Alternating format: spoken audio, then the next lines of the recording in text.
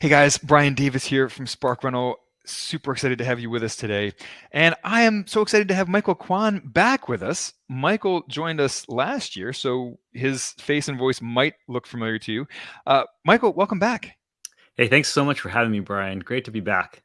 Absolutely. So, Michael Quan is the founder of financiallyalert.com. He's the international best-selling author of The Fire Planner. And you guys know FIRE, of course, financial independence, retire early. Michael has firsthand experience with this. Michael retired at 36. He has since gone on to become a podcaster, a conference speaker, a mastermind coach. So, Michael, let's just rewind for a second. For anyone who didn't hear that episode with you last time around, tell us about your days as an entrepreneur and how that led into you retiring at the ripe age of 36. Yeah, absolutely, Brian. So I'll just give the quickest story since, this is kind of recap.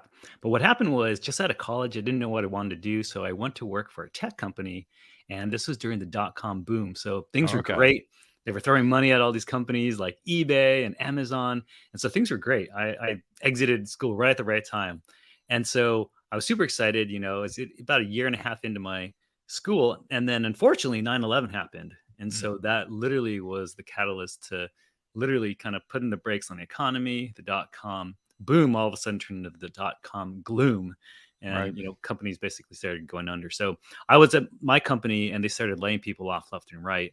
And that was, unfortunate, but it was a catalyst for me to actually start my own business. And so I ultimately started my own IT consulting business with a couple of friends. And so we went out, didn't know what we were doing. We were just running around with our heads cut off. But over time, you do anything long enough and you get better at it. And so we were able to stay within the game for a good 10 years or so. And so over that time, we were able to expand out into the Chicago area. I was based in San Diego, and that's where we were headquartered. And, after 10 years or so, we decided that we wanted to kind of do something different. So we ended up selling the company to a private equity company out of New York City that was doing more of a national thing. So that was really the catalyst to allowing me to pull out some of the equity from that company, but then also taking that equity and put it into cash flowing real estate. There you And go. so, I know your audience is interested in the real estate. And so that's kind of where my journey with real estate investing started, was actually selling the company, taking some of that equity. And then I was working for the new company for about a year and a half. And during that year and a half, I was really focused on trying to buy some properties in Las Vegas, Nevada. And were you living at Vegas at the time, or Yeah, you no, were I local? wasn't living in Las Vegas. Actually, I live in San Diego, and the reason why I went out to Las Vegas is because California, it's a lot harder to find cash flowing properties. Sure. But in Las Vegas, right, there's just a whole whole bunch at the time. And to be honest, though, I was actually studying real estate investing even before I sold my company. So I was really interested in it. I knew it was a great vehicle for wealth. I had some uncles that had done that over many decades, and I saw how successful they were with that. And so what happened was that I just started trying to figure it out. But during that time, this was around 2005, 2007, 2008, and what happened was the cash flow wasn't there because at the time things were getting pumped up, and everything leading up to 2008, the prices were overinflated. So I didn't buy anything. I was just kind of waiting, and I was like, these numbers don't make sense. These numbers don't make sense. But when it finally came to 2008 and everything crashed, then I was like, ooh, this is interesting, right? It So finally makes sense. finally makes sense. So yeah, I had to wait a little while, but I started investing in 2010 through 2012 was kind of the window. Great So time to invest. it was fortunate, but yeah, I did catch it at the right time. And so that's again a great reason real estate is a much slower cycle, so we can kind of see some of these opportunities creeping in. Yeah, well, I wish I could say that I did most of my investing in 2010 to 2012. I did most of mine or a lot of mine in 2006 to 2008. But So, you learned a lot, right? I learned a lot, the hard way, the expensive way. Um, and so I understand that you too learned some expensive lessons early on. So let's talk about some of those early rental properties that you bought and what went right, what went wrong, and some of those lessons that maybe audience members can learn your lessons the easy way rather than the expensive way. Exactly. So yeah, you might hear that I invested 2010, 2012, and of course I wish I invested more. But that wasn't the biggest mistake. Was just not investing more. The first mistake in 2010 was that I actually went in and I was Well, first and foremost, there's a couple of mistakes. The biggest one was that I was waiting so long. I was like in analysis paralysis where you're just really running the numbers and you're like, I didn't really want to pull a trigger. I didn't want to make an offer. I was so scared to just even make an offer. And I think it's silly now, but as a young investor, right, you don't know, right? And you think if you make an offer, you're like obligated to buy this property and stuff, right? And so you don't know what you don't know. But in hindsight, I would really wish that I had just, gone out and take some more baby steps and taken action, making more offers, things like that, just to get feedback. But finally in 2010, this is well after, kind of running numbers after probably 3, even maybe 4 years before I made my first offer. I finally made my first offer, didn't get accepted, maybe another one, another one. And then I found this really great property. It was a 3-bedroom, 2-bath in Las Vegas in the suburbs. And I looked at the cash flow numbers. It was going to cash flow maybe like $300 a month or something. It was maybe $120,000 or something like that. And I was like, you know what? Great. I finally found the exact property that I wanted. I would have to put up maybe 25 grand, maybe a little rehab, but all right, cool. And this is going to cash flow. I'm like, this makes sense. It finally makes sense.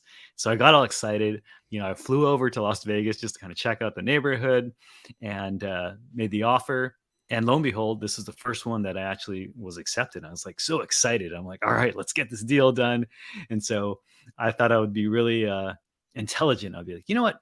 I'm gonna just say this is gonna be my second home, and I was gonna use it for like a week and then turn it into a rental so that I could get access to the second home interest rates, right? To get a lower interest rate, and so I did exactly that. I closed on it as a second home, and I looked on the listings, and people were putting out there on listings, and so I was like, all right, I had it. I spent like a weekend in there, and then I was like, all right, time to convert it, right? Turn it into a rental.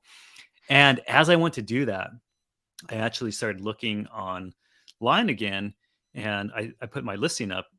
All of a sudden, though, I get this letter from the HOA saying, "Hey, you can't list your property." I'm like, what are you talking about? There's other listings here. But then what I noticed was like those listings that went back up quickly got taken down. And I was like, what the heck's going on here? So they're like, no, you cannot rent this house because it's in an HOA community that excludes rentals unless it's your mom or a direct blood relative, Wow. like a sister or a brother. And I'm like, no, this can't be. And it's like, oh, and it said literally written into the HOAs for the period of 99 years Oh, from the point. So I was like, you got to be kidding me. So I literally went and talked to, I don't know how many different real estate attorneys, probably 1, 2, 3, maybe 4 different real estate attorneys. And they're like, I've never seen this. However, it's pretty clear that you're not able to rent.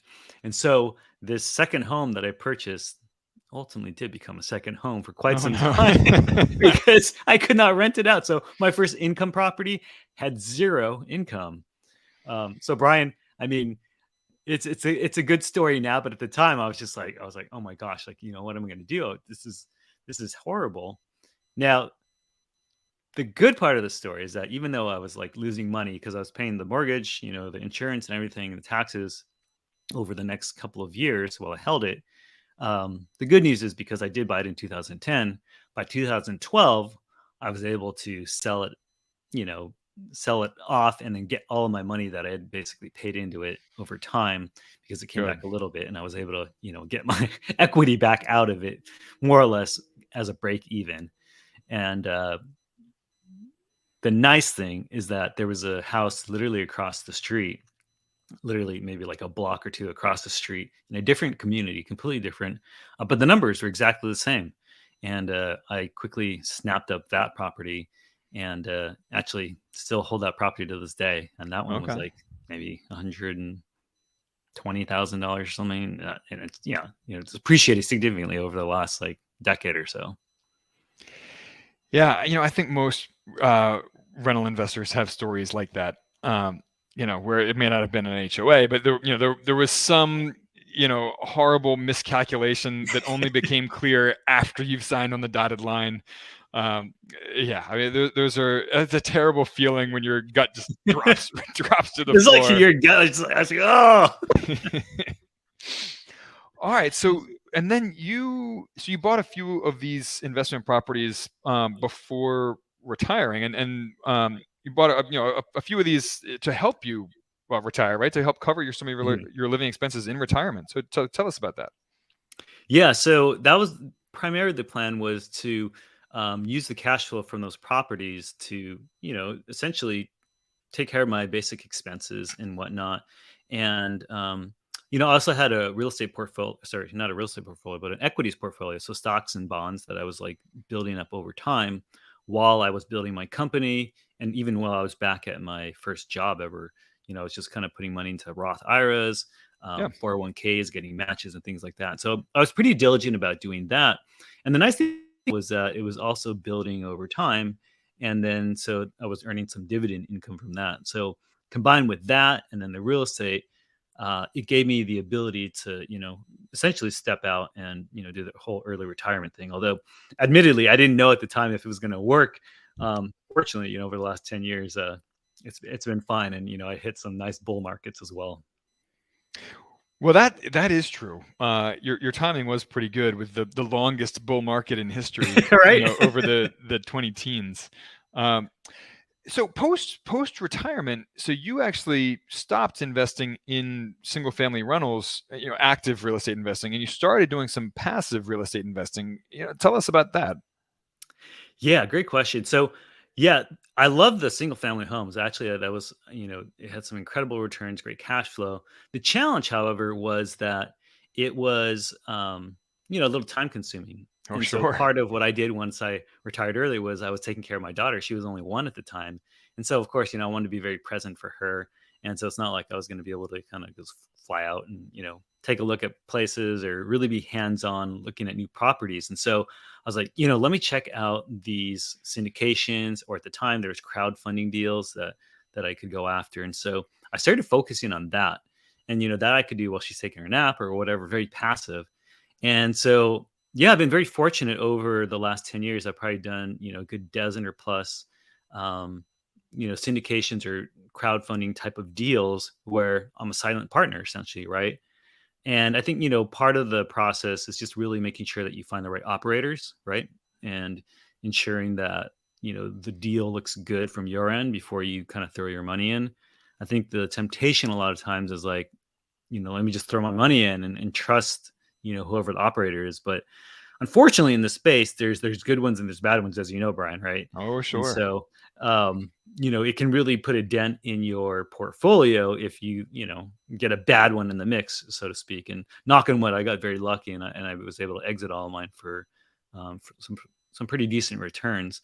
But that's not to say you're not going to encounter those, and I just got lucky, right? But if you do a dozen, right, and maybe you have two bad ones, then still the 10 should, cover the two, and you should still do okay. So um, it was something that definitely worked at the time. And yeah, I'm still actively looking at syndication deals. Although at the current environment, I'm kind of waiting on the sidelines a little bit, just kind of seeing what happens with the interest rates and some of the operators that maybe have overextended themselves with hard money, and now they can't recapitalize and into this new interest rate environment. Well, there's so much that you just said there that I want to dig into. So first of all, I love what you said about how if you do a dozen of these, you know, one or maybe two might underperform, one or two might overperform. Most will probably perform as projected, and Mhm. it becomes just sort of a long-term average. So we do a real estate investment club where every single month we invest in one of these syndication deals, and our members can pool their money to invest in these. Because, like you said, one of the downsides or the added risks with syndications is the high minimum investment. It's usually 50 to 100 grand, and that's scary for people, right? So if you just have your money in one of these, it's easy to lay awake at night, chewing on your fingernails, worrying about how that one is going to perform. But if you spread your money over a dozen of these, 2 dozen of these, 3 dozen of these, um, then it just becomes about the average numbers. You don't have to sit awake, lie awake at night worrying about one individual deal. It just becomes numbers on a page, and so I definitely appreciate where you're coming from there. Um, as far as the risks and the interest rates, I actually think that risk was bigger 2 years ago, or a year and a half ago, when people were not worrying about that risk, right? And they were buying these variable rate loans, or Yeah. taking out these variable rate loans, and just figured that, oh, low interest rates will be here forever, right? And they didn't buy a rate cap. Now all the operators know that they have that they need to buy a rate cap, right? So they remove that element of risk from the equation, or at least they manage that risk, and they have contingency plans in place, like a 3+1+1 loan, where it's a 3-year loan, but it's extendable by 1 year, and then extendable by another year if you have to. Again, with an interest rate cap in place in most cases. So I actually think that risk, everyone's talking about that risk now and worrying about it now.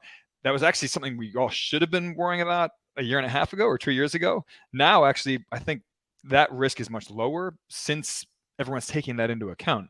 But I certainly understand where you're coming from. There have been a lot of syndicators who have had to make capital calls over the last year because their variable rate loan shot through the roof on interest, and suddenly they were cash flow negative, or at least it started digging into their cash reserve, so they had to go back to investors with their palms out.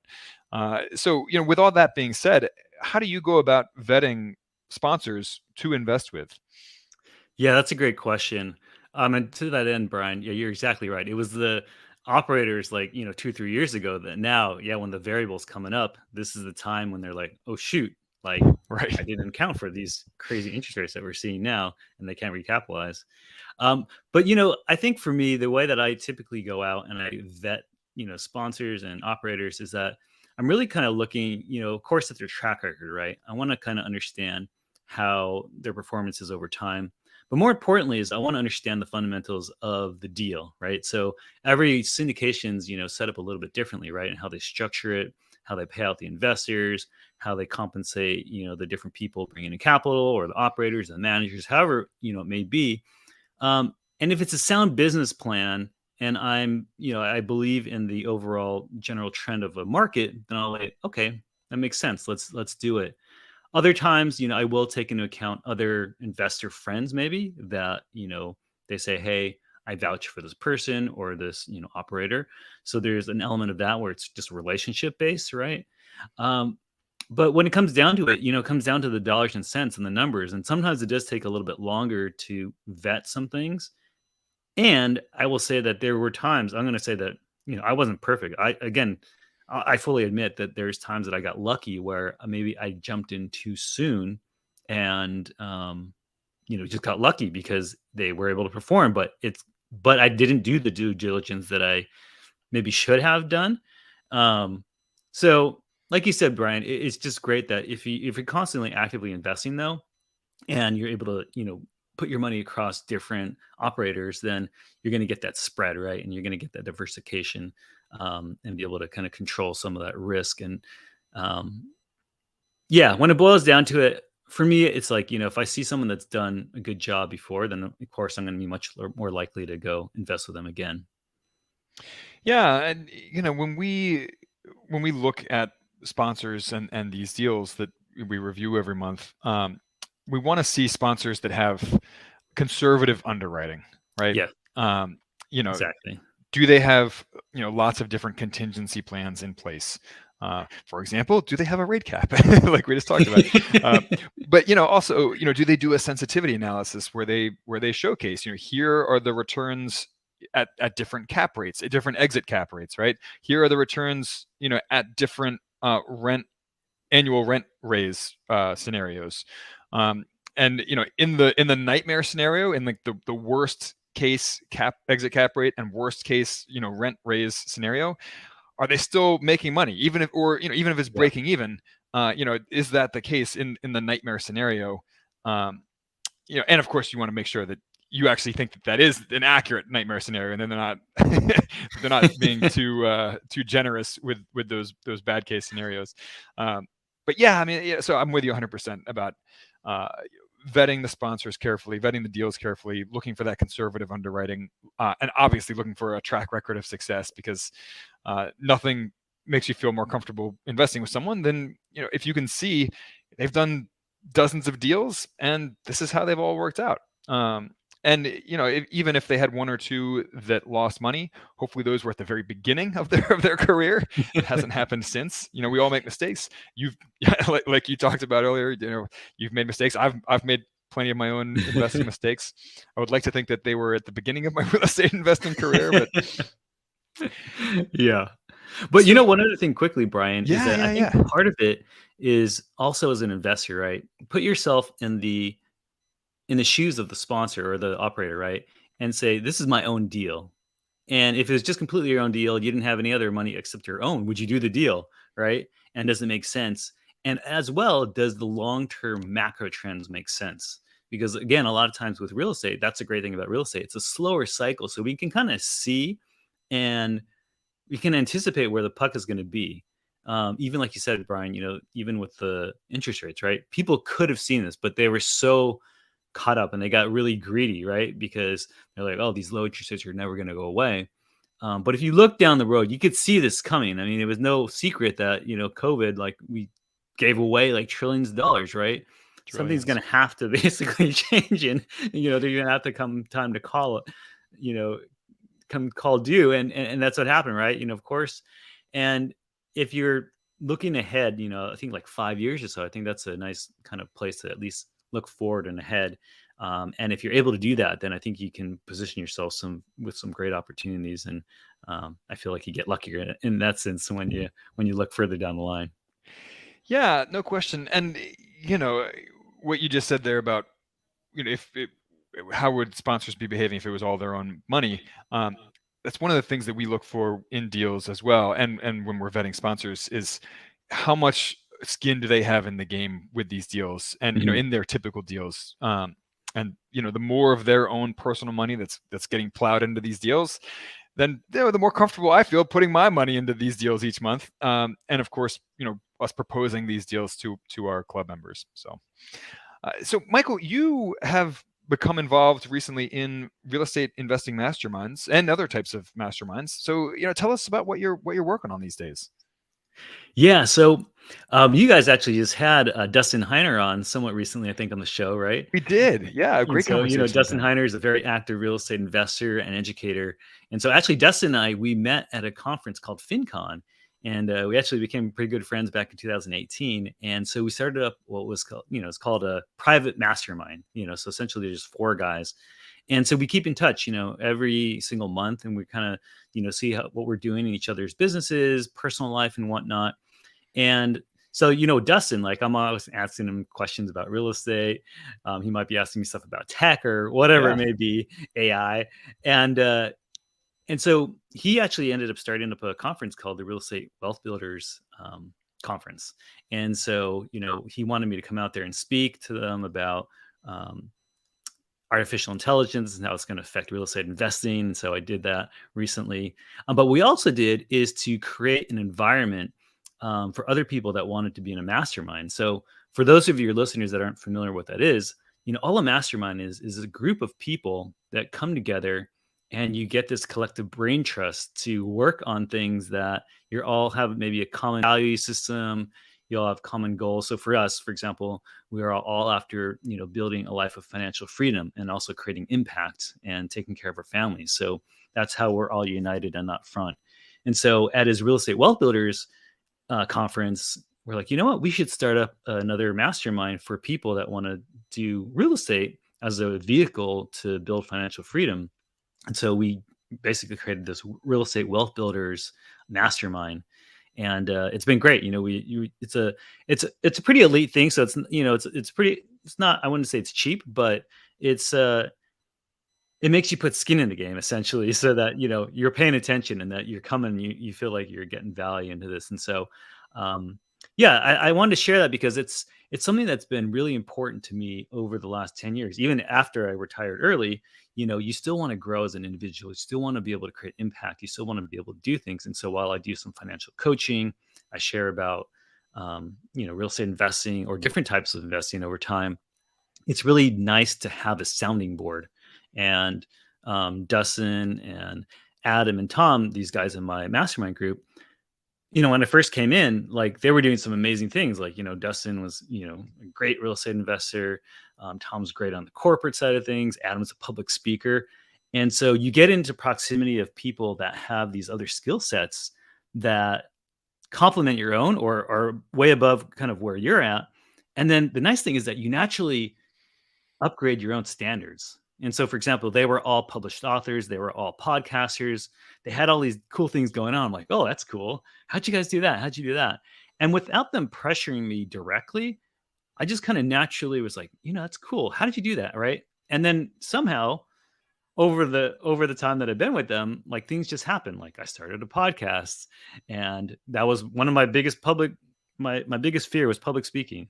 But I started that, and I do that, and it's been like 3.5 years now. We're gonna have Brian on, so that's gonna be exciting as well. But other things, getting to write a book and getting a book deal with Simon and Schuster, things like that, where I could go to the guys and say, hey, I'm negotiating this or whatnot. They're like, oh, ask for this. Don't expect them to do that, this and that. And no different within real estate.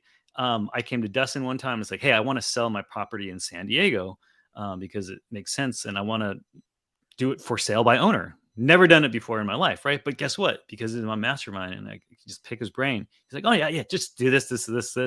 And, was able to sell, save like, I don't know, $15,000 to $20,000 in commissions, right? Just off the sale of the property. And so, again, putting yourself in proximity to other people of similar values, but also that are, I think, beyond you where you're at a certain level can really help you to elevate your game. And so whether or not you do it through a private peer mastermind that, doesn't cost any money, or if you join one that's like a paid one like mine with the Wealth Builders Mastermind, where everything's kind of done for you, you just kind of come to it and we help facilitate it.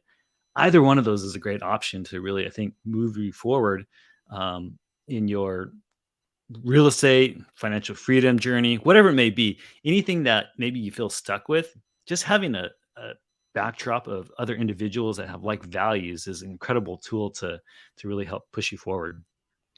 No question. And, I like what you said there about getting into a room with people who are a couple steps ahead of you. There's what's the saying that if you're the smartest if you're the smartest person in the room, then you're in the wrong room, right? Exactly.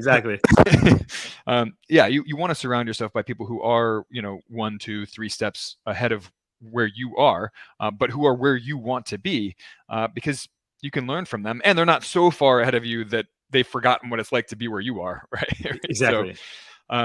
So, Michael, where can people learn more about you, learn more about the mastermind that you just mentioned, the Real Estate Wealth Builders Mastermind? How can people connect with you? Yeah, if you'd like to reach and connect out, you can find me on the mastermind website. You can just go to wbmm.org. That's the website there. Also, you can find me on my personal blog site, financiallyalert.com. And depending on when you listen to this, you might be able to catch me on Good Morning America in the next couple of weeks. Yeah. So they just did a story on early retirement. And so they asked me to come in and answer a few questions. And I'm going to be featured with, I think, 2 other people. And so maybe you'll catch me there. But yeah, reach out. I definitely always reply back to people. I think it's important to, at this point, really help other people to get on their journey and accelerate their journey and their path to financial freedom. Because at the end of the day, it's not about the money, right? It's about a quality of life that you can enjoy so that you can, I think, use your God-given talents and create impact for other people. And if you're doing that and you're having fun and you're having fulfillment, then I can have it all, to be honest. Oh yeah, because ultimately money is a tool, right? It's a means to an end. Money is a renewable resource. Time is not, right? We all have a limited amount of time on this planet. But money gives you control over that time, right? As you well know from personal experience, you have completely taken back control of your time with money, right? By buying yourself financial independence. So I love it. Michael, every time we get together, we have such a fun conversation. So thank you so much for coming on the show. And we look forward to having you back again next year. Awesome. My pleasure, Brian. Thank you so much for having me. And you're doing awesome things. And I'm so excited to check out the Real Estate Investment Club. You guys are doing cool things at Spark Rental. We appreciate it. And guys, we will catch you next Tuesday. In the meantime, reach out, support at sparkrental.com. And, please rate, review if you enjoy these conversations. Go on Stitcher or iTunes and, give us a shout out there. And in the meantime, we will catch you on the flip side.